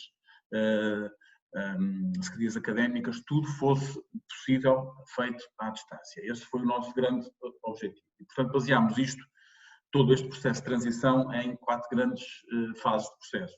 Uma primeira fase, uma interrupção de todas as atividades do Instituto e para definir aqui então uma estratégia de IPS online, portanto, onde tudo era oferecido à distância. Portanto, foram 15 dias de um trabalho intenso, mas que numa primeira fase eu acho que foi muito, muito conseguido. Numa terceira fase no processo foi o foco nos estudantes e nos docentes, portanto, tentar perceber o mais possível como é que nós podíamos estar a apoiar estudantes e docentes e depois tentámos fazer a monitorização de todo este processo. Portanto, os pilares disto foi uma coordenação, portanto, abordámos isto de uma forte coordenação, portanto, criámos responsáveis por cada uma das escolas por este todo o processo de ensino à distância, criámos um grupo de coordenação, criámos um grupo de facilitadores já numa componente mais de um pilar de orientação, portanto, um grupo de facilitadores que estivesse perto dos docentes o mais possível, criámos documentos orientadores, criámos uma página do web de ensino à distância. Depois criámos, ou melhor, reorientámos o nosso plano de formação e, portanto, aqui nós falamos do terceiro pilar, criámos o nosso terceiro pilar de formação, reorientámos muito para as questões tecnológicas e metodologias associadas ao ensino à distância e no fim, claro, fizemos o tal processo, o quarto pilar de monitorização. Tínhamos reuniões todas as semanais, quer com o grupo de coordenação, quer com a associação académica, e fizemos um conjunto de inquéritos para perceber, de facto, o que é que isto estava, como é que isso estava a passar no terreno. O que é que nós sentimos nesta fase que o contributo do Sistema Nacional de Qualidade deu para isto, para este plano de ação que nós tivemos nesta fase de pandemia?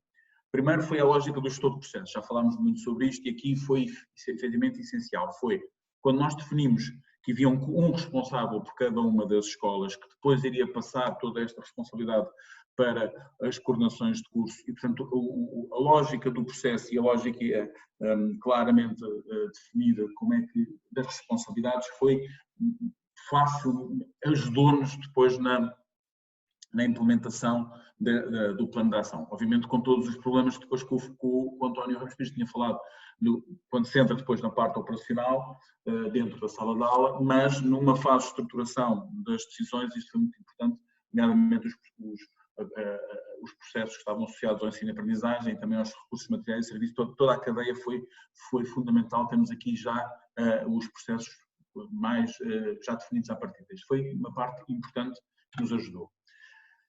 Outra parte, portanto, que no fundo já tinha falado, que é a abordagem de processos, ele de facto o sistema foi um facilitador, porque todo o processo foi mais fluido e as respostas foram mais rápidas, mais flexíveis e isso foi um contributo importante que o sistema nos deu. Uma outra questão que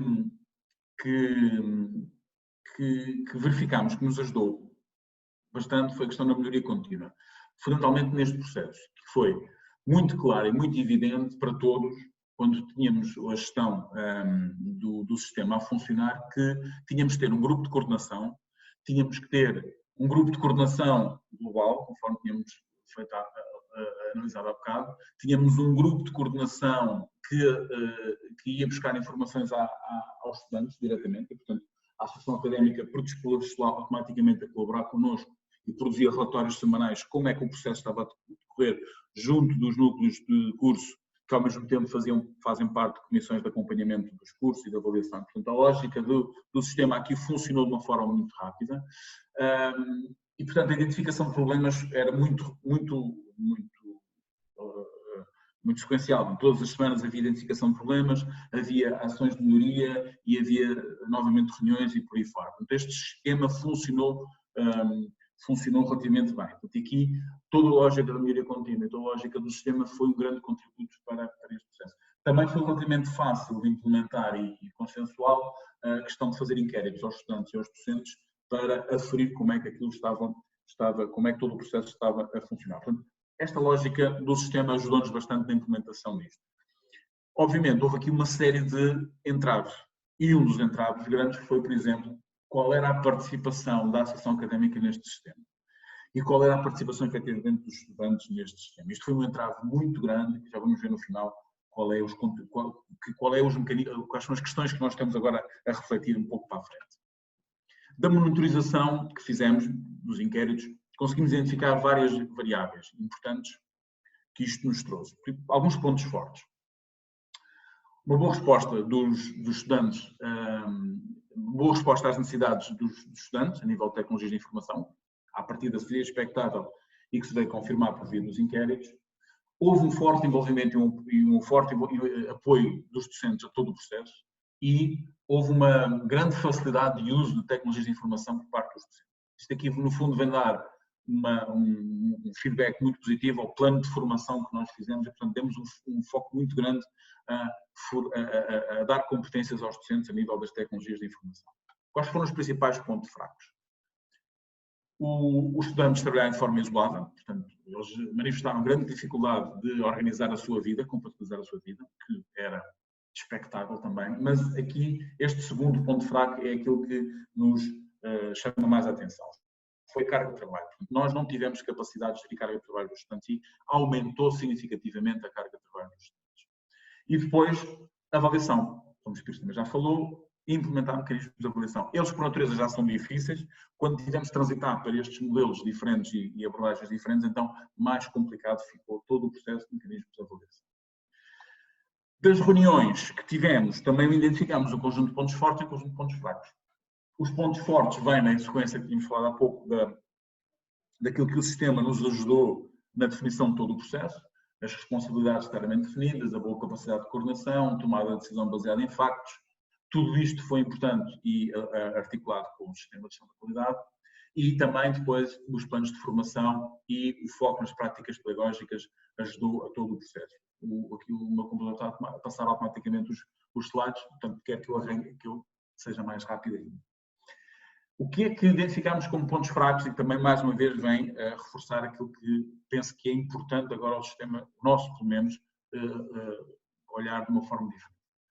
A carga de trabalho, portanto, isto foi muito evidente que avaliar e ajustar cargas de trabalho dos estudantes é um fator crítico e tem impacto no abandono, tem impacto no sucesso. Os mecanismos de avaliação, portanto, como é que nós validamos de facto mecanismos de avaliação e como é que eles respondem a competências, que aqueles impactos é que têm em termos de todo o processo de ensino-aprendizagem e, lá está, como é que nós, a participação dos estudantes na coordenação e nos fatores de monitorização de todo o sistema, como é que ela é formalizada de forma a que, para além das estruturas formais que existem, como é que depois toda a formalização desse processo é feita sem ser posto em causa.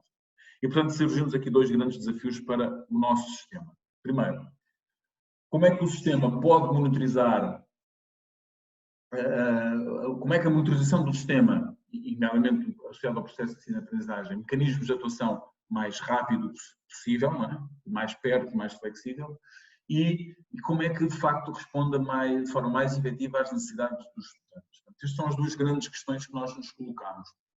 E isto vem trazer aqui 6 grandes questões de reflexão. Primeiro, de facto, sistemas mais flexíveis, já falámos, menos lógica burocrática, mais capacidade de resposta a questões efetivas dos estudantes, uma monitorização integrada de práticas pedagógicas, portanto, ela pode ser feita por via de documentos, mas muitas vezes os documentos não estão integrados e a falta de flexibilidade não permite perceber de facto como é que o impacto das práticas pedagógicas tem no sucesso e na redução do abandono e, portanto, na progressão dos estudantes.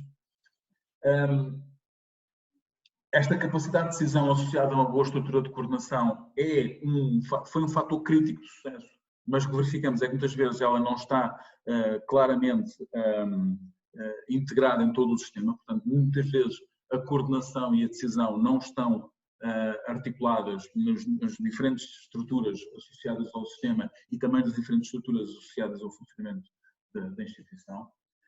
O maior foco nas necessidades dos estudantes, portanto, estamos cada vez mais a pensar que temos que ter mecanismos que nos permitam focar efetivamente nas necessidades dos estudantes, seja necessidades académicas, seja outro tipo de necessidades.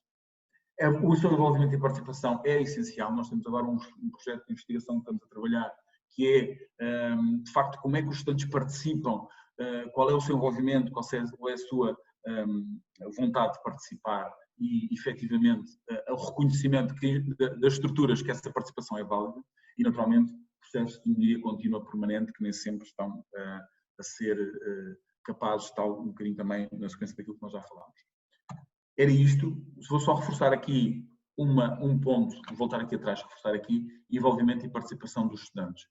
E naquilo que o Ramos Pires falou, na comparabilidade que existe, que a necessidade, eu vou terminar a partilha, a necessidade da comparabilidade entre instituições. Há neste momento já em cima da mesa uma proposta de podermos avançar com alguns inquéritos a nível nacional, porque já existem noutros países, outros sistemas, Inglaterra e Estados Unidos, que têm de facto uma análise comparativa entre instituições.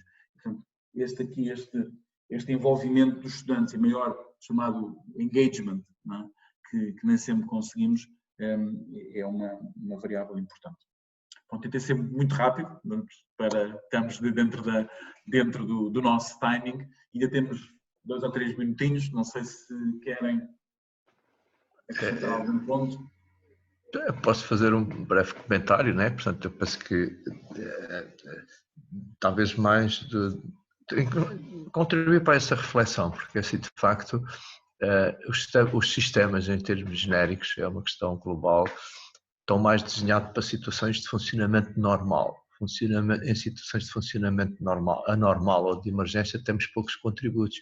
Portanto, seria aqui uma oportunidade para ganhar contributos nesta área, refletir sobre o que aconteceu. Por outro lado, o que aconteceu, eventualmente, esta experiência não vai ser abandonada. E eu tenho visto que é um grande tema que está em cima da mesa, é como é que as tecnologias de informação, com esta experiência que agora houve um bocadinho forçada e emergencial, se quisermos assim, né, pode vir, digamos, a dar contributos positivos para o processo de ensino e aprendizagem e, eventualmente, até outros. E, portanto, eu penso que esse tipo de trabalho, isto tudo que vocês estão aí a fazer, esta reflexão poderia ser materializada, porque eu acho que são temas onde há poucos contributos, né? E é uma grande oportunidade porque estamos a viver uma coisa que há 100 anos que não existia, né? Exato. E, portanto, isso pode provocar mudanças muito grandes e levanta montes de problemas, né? Exato. Sobre o que estamos a fazer, que não é bem ensino à distância, que é um ensino digital, mas que não é à distância, e vamos por essa via, não vamos por essa via. E talvez outro ponto interessante que aí nessa apresentação é assim, que me recordo, que é a questão da participação dos estudantes e dos seus órgãos representativos. Eu acho que nunca tivemos essa relação muito tranquila, né? Para o Politécnico, né? Porque eles querem participar em tudo, mas depois não dão contributos reais. E de facto, talvez agora nesta situação está mais aí um ponto interessante de reflexão, como é que eles podem participar, não só como observadores, para estarem informados, mas como é que têm uma intervenção mesmo, digamos, operacional também, em fazerem coisas dentro do sistema da qualidade. Exatamente. Deixa-me só acrescentar aqui, para passar já, não sei se, entretanto, a Patrícia e a Margarida querem dizer alguma coisa, só acrescentar, dizer aqui um ponto que me esqueci. Ia dizer, mas esqueci-me agora. Era uma coisa que estava associada. Já sei, desculpa.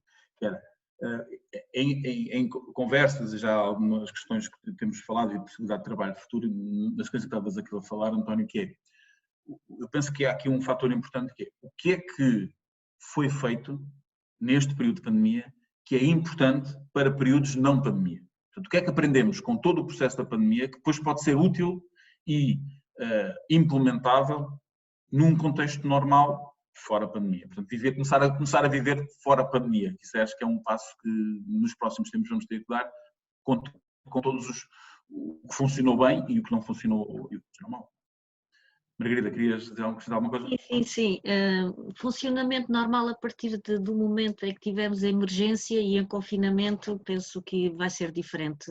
O funcionamento que existia antes do confinamento com o funcionamento normal depois do confinamento. Exatamente. Mas não é isso que queria referir.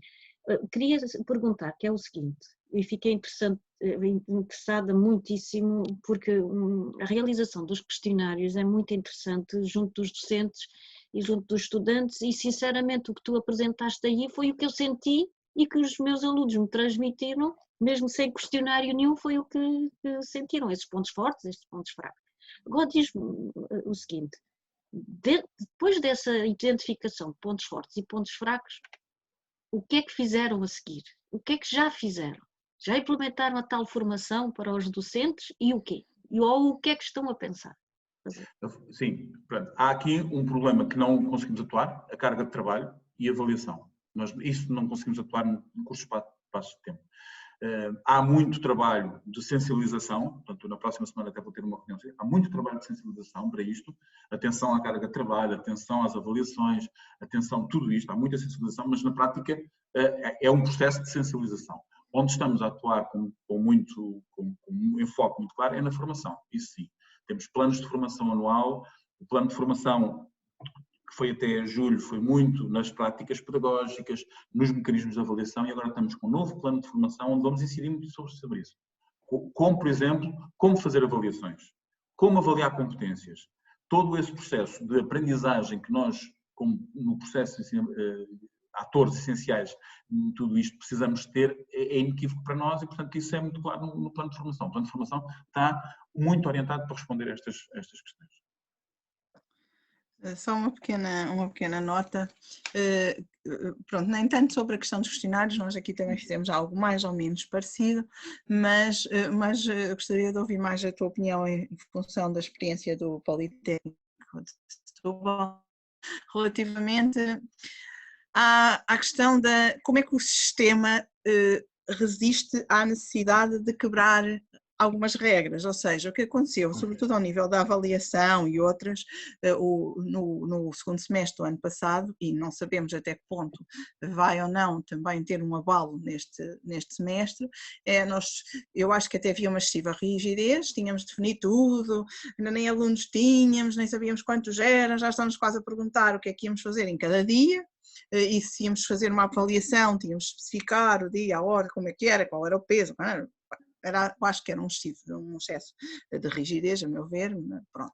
Passava tudo isso pelas estruturas, conselhos pedagógicos, não sei o quê, as coisas, veio a pandemia, tudo obviamente teve de ser interrompido e ter de redesenhar um sistema, e no semestre do embate, no segundo semestre do ano passado, o que aconteceu foi, no fundo, passou-se um bocado por cima. Ainda que essas estruturas tenham sido ouvidas ou escutadas, tenha havido reuniões, passou-se um bocadinho a esponja sobre o que tinha sido decidido antes, e naturalmente era preciso avaliar os estudantes, e não, estou a falar da avaliação porque é o ponto mais sensível, mas há outros aspectos que não só o da avaliação. Foi apagado uma série de coisas que estavam definidas e foi necessário redefinir de novo. E agora, o que é que isto tem a ver? Tem a ver um bocadinho com o futuro. Provavelmente não poderemos ir para nada tão excessivamente rígido como às vezes tínhamos, mas também há agora um risco grande que eu acho que se coloca este ano letivo, que é ainda de grande incerteza, mas que talvez não devesse passar por algo tão drástico como o ano passado, que é, no fundo, termos alguma agilidade, mas e as pessoas não vão começar a pensar, não faz mal, eu não vou pensar em nada porque isto a qualquer momento pode tudo mudar, eu tenho que ter a solução naquele dia, pode não estar legitimada, não está no sistema, não está. Portanto, era um bocadinho a tua opinião sobre esta questão da necessidade que às vezes certos eventos nos fazem de ultrapassar certas regras e certos procedimentos e, no entanto, não perdermos os próprios procedimentos. É um pouco isso. Patrícia, essa é a pergunta mais difícil que me podes fazer a esta hora, que eu não faço a mínima ideia. Eu, de facto, eu vivo com isso. Vivi com isso.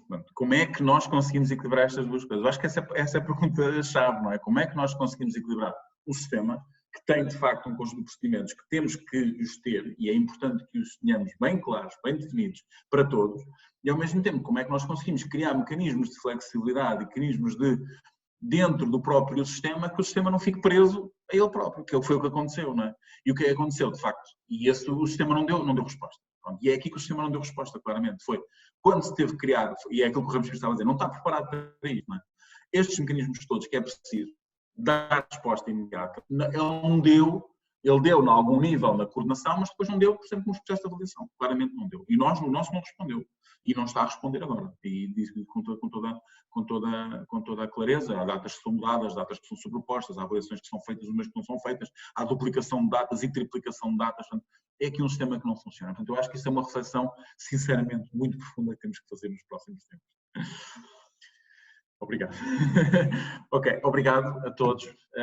Vou dar por terminada esta nossa sessão. Acho que foi muito bom. Eu gostei muito das vossas apresentações e acho que temos aqui muito pano para colaborarmos e para trabalharmos no futuro, e acho que há muitos temas aqui interessantes que podemos, de facto, potenciar daqui para a frente.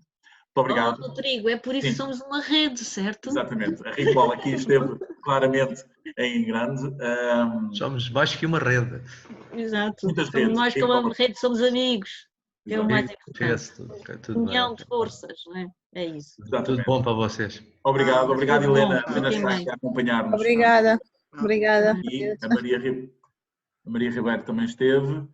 E obrigado, Sónia, por ter dar-nos aqui este contributo da parte da organização e a segurança desta. Não tem de quê. Obrigada também. Muito obrigado. Bom dia e para todos. Bom dia. Bom dia. Deus, obrigado. Obrigado. Bom dia.